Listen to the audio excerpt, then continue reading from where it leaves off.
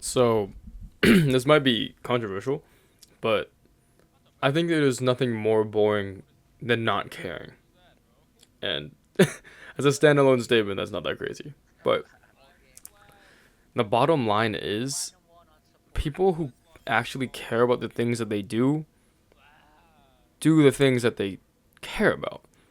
Once you get past all those things like procrastination and lacking discipline, if you actually care about something and you like something, it's easy to do those things or easier to do the things that you don't care about, right? Okay. A lot of people seem to want to be really well informed or they want a quick dopamine hit. They want a distraction away from the work and the things that they actually care about. That's a very common thing. And that means that people are going to doom scroll a lot. They'll watch the news or be attached to newsletters and they'll want to text their friends or be a part of group chats or go to parties or be in social circles because they want to be informed. They want to be a part of something and have that sense of belonging within the things that they care about. It's like if you've ever been told, like, oh, there's people starving in Africa, but yeah, that sucks. That's terrible. But that doesn't directly impact me. Like I still can't decide if I want to get Wingstop or Popeyes. You know. So it's something to think about where the things that you care about should be easier to actually participate in. Well, if you think about it and invest into than the things that you don't. If you don't know anything, like you don't know. It's new, it's novel, it's weird. And that's where we get into this self-protective habit of people not caring about things. I think there's some notions of this with men, particularly being scared of actually investing into something and taking that risk, and it's a self-protective measure to seem like you don't care about anything. Or to say like after a game like, oh, I wasn't even trying, or like this is my all, this is my smurf, I don't even care, which could be true, but that's lame. Right? It's boring, at least so to speak, to not care about something. Like, why would you spend your time on something that you don't care about and that you're not trying in and that you're not growing and developing under? And this is one of those arguments that I personally don't have well formulated, because of why should you need to actually improve at something? Why do you want to get better at something or care about something which like just might be your pastime or something which you freeload, and which it's true. Like I very well could just play video games like Overwatch and just never get better and not play comp, and it's quick play and I just chill and I enjoy my time on it and I could be happy, which is more than viable. That's actually a completely reasonable thing to do. But once you get away from Overwatch and you actually get to something marketable, like your job or a startup or your connections or people start to value that, you care about them.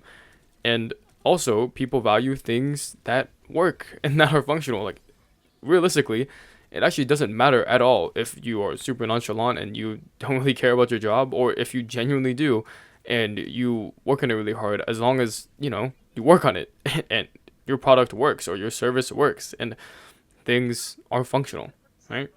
And your intention behind why you do things doesn't actually matter as long as you get substantive action. But because you're working with humans, because you actually have to talk to people and people might want to give you feedback and you're collaborating, people do care that you care. It's a way of keeping people accountable. It's a way of collaboration in which I'm like, why would I want to give someone feedback if I know they're not going to listen or are not going to act on it, right?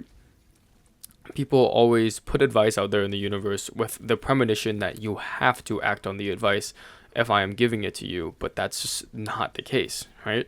You still have free will. If you think the person's advice was really terrible, they do not dictate your life. You're asking for help, and if you didn't get the help that you were looking for, then you don't have to act on it, right? If you don't believe in the help that you're being given, you don't need to accept the help. And that's crossing into territory where I've said in the past where if you are looking for help and then you don't just reinforce your own beliefs, then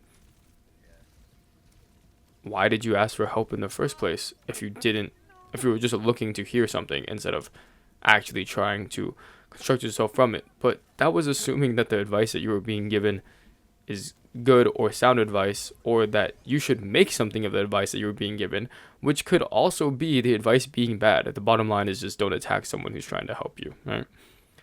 And that's all I mean. Where if you're getting advice, if you're getting feedback, if you're working on something, it does actually matter that you care about the things that you are doing. And whether or not the reason is, okay, I'm working this part-time job in food service because I have to, because I am in a place of necessity, nowhere else is accepting me, or I need a job that works with my schedule, and I'm trying to pass the time right now in order to get some money on the side as well to support the areas of my life that I actually do care about. The areas of your life that you do care about are your reason to care about your job, because it enables you to actually do those things. So I don't know if I've made it clear or not, but actually caring about the things that you do and the work that you do and where you spend your time, like value your time, is important. And this ties into an idea of passion, which is so important.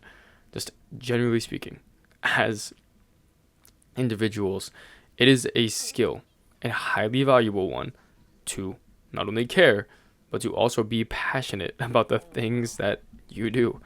And that really shouldn't be a crazy thing. But I've been noticing it more and more online, and a little bit of the behaviors of people. I notice it a lot in sports, where people are like, oh, I don't really care, like it's a throwaway game, this team sucks, like these coping mechanisms to undervalue the things that you do. I'm like, even if this team is terrible, it's still a good opportunity to like get some shots off and to get some practice, or maybe we try a new formation, or you let your bench players play, but you should be working hard to give other people more opportunities, right? It's just that turnaround, that gratuity, right? That ability to actually support people and work together on something. It's something that you should consider.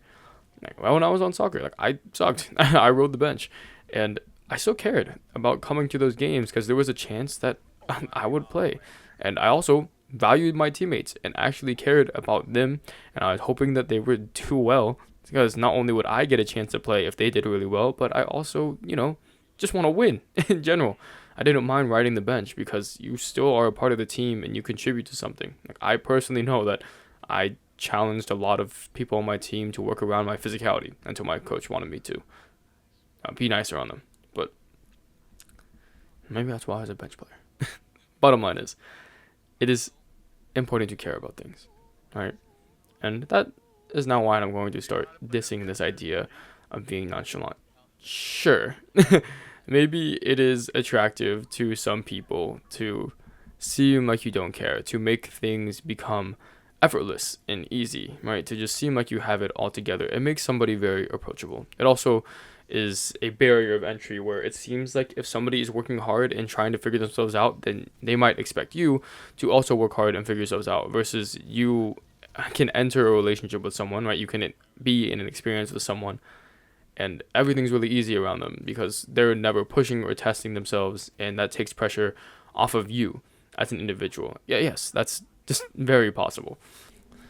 But that person is in that like inference stage. I don't know if that's a crazy statement. Like when you're a kid and you actually learn something and it's difficult at first, and then it gets easier and you looks effortless to you. It's super easy to you because you've done it a million times before. The things that they're doing, they've done a million times before, but you are going to introduce change into their lives, and they're not going to know everything about you.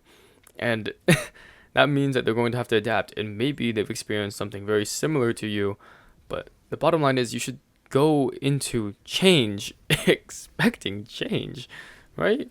It's very difficult to be around people that are super consistent and super consistent within your own lives, because you have lived your own life. You live your own experiences, and that's a story that is uniquely yours. And to meet somebody new and meet somebody who has seemingly has it all together, and expecting them to be exactly the same as the experiences that you've had already, it's an unfair comparison. And what some people perceive as nonchalant might just be people who are not challenging themselves, people who are in an environment that they have dealt with a million times before, and everything is really easy to them, or maybe they really are trying and they just don't show it in ways that you are used to, like strong emotional fluctuations. But the bottom line is, people change, and not everything in life is easy, and it might be nice to look at something and look at someone maybe in which it seems like they have everything figured out and life comes super easy, and it's appealing to be attached to a dynamic like that. But if you cause change in their environment and they have to adapt and go to that change, they may not be able to maintain that aura or that demeanor, I should say, anymore.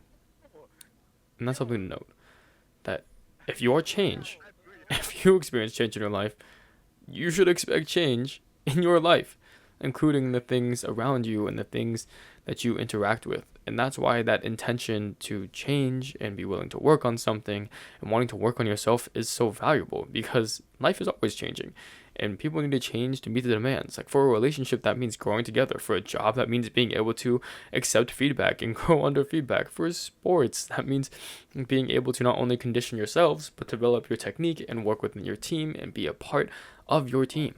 And this idea of collaboration and all rests on the backbone that you need to be able to internalize feedback and grow and develop, which more often than not means you either need to care or you need to actually be able to take advice and understand what people are asking of you.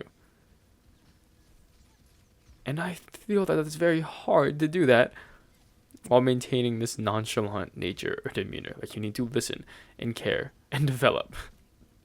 So this is maybe a very long-winded way to just say try and care, but it's getting very concerning with the amount of people that seem to want to put up this front that nothing particularly matters, right? Those, I forget what it's called. I think it's nihilism. That like, oh, we're all gonna die, so nothing really matters, or that like money isn't particularly important. Like I'll just be happy. I'm like, yeah, the money is a way to enable your happiness, but you need the money too. You need that balance. A lot of people need purpose, and whether that's coaching or teaching or doing very successful stuff in their job, or just grossing a lot of money or making really cool things, like that's purpose. And these are coming from areas where people care about things and they're passionate about things. They want to grow and they want to develop. And yes, so no, you don't need to be passionate in every single area of your life. That is an ideal that I personally hold, where I don't really want to do something if I know I'm not going to care about it. you know, I have things that are higher activity and lower activity, right? Things that take a lot of energy, things that don't really, but I still care about everything that I do. Even when I'm playing Overwatch and just grinding comp with friends, I'm like, I don't want to be terrible. I don't want to let down my team. And at least in terms of the like, being nonchalant, I'm like, no, I want to show people that I care. When I spend time with people, it's almost like always the whole day, which might seem unproductive, but I have a few hangouts and they're really good. And I really care about my friends and I want to get to know them and I want to be able to spend an elongated period of time with them and just enjoy the moment. And yeah, I don't know. I'm someone who cares. And it's been such a deliberate thing for me that's genuinely benefited me and my life to care about the things that I do and to do things intentionally and to just cruise through life and let life control you, maybe I should say, is not something that I could see foreseeably being beneficial, at least to my current understanding. Okay, that's about it. Have a good one.